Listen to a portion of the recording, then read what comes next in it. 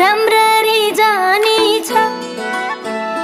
घर गरी खानी भइसकी छोरी नभन्न सानी छ